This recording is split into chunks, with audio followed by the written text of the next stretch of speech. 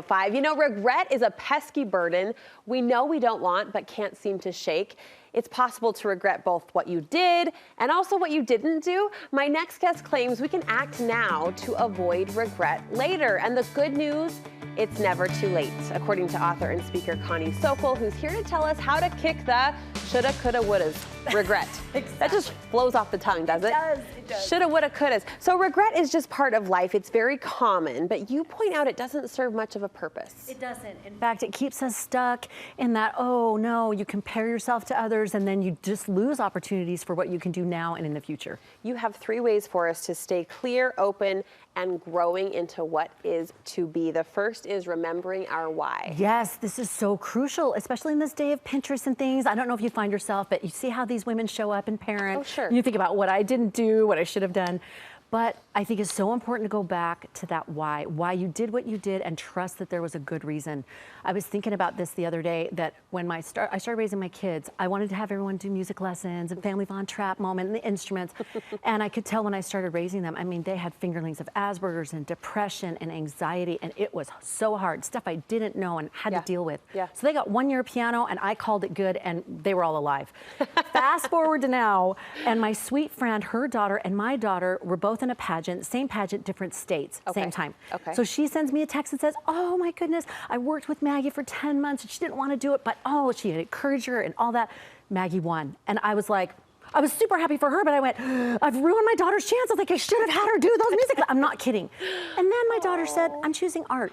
And the facilitator said, this is fabulous because not many people do that, and she won in her competition. Look at that. So I just had to say, Connie, there's 101 paths for our children to be happy and successful, not the least of which is piano or art. Yeah, yeah. And it's so easy. You're right. As we look in on mothers now, that's great advice to the seasoned mom. Like there was a reason and a why behind everything you did. Exactly. And it was for their purpose and your purpose. Exactly. And your sanity. So often that's a big factor. And I was so grateful. I'm like, it all worked out. Talk to me about this thread, it's never too late, because sometimes it feels like it is, right? Like the train has passed.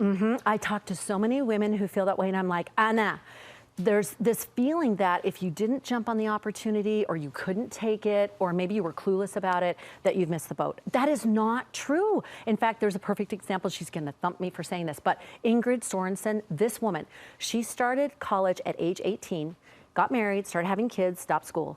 27 years later, she goes back at age 45, oldest in all of her groups. She gets her degree from BYU Marriott School of Business, and she does event planning. And now she plans women's events, and she loves it. I love these stories. She works it around her family's schedule, so it's a total win-win. Yeah. Never too late. It takes courage. Yes, it does. It takes commitment. It takes, I mean, you have to dig deep to pursue a later opportunity like that. But I love these stories because the women who are doing it are such an inspiration to everyone else, no matter what your dream or your goal is. Oh my gosh, goosebumps. And that reminds me of Dave Blanchard's quote where he says, I want to, I get to, I choose to. And we don't have to sit and look at our lives and go, oh, I missed that boat. We can say, I want that.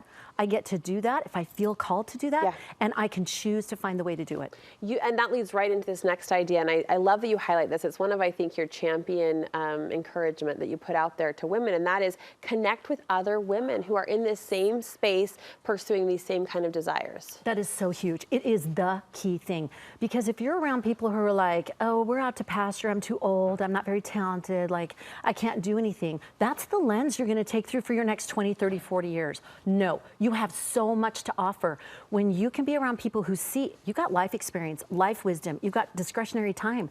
You learn a few skills, you can make a difference. And then if our loved ones will lovingly nudge, I see this with moms all the time, especially the ones that are 45, 55, these kids that can nudge them and say, Mom, you've got so much to offer. It's going to tear me up.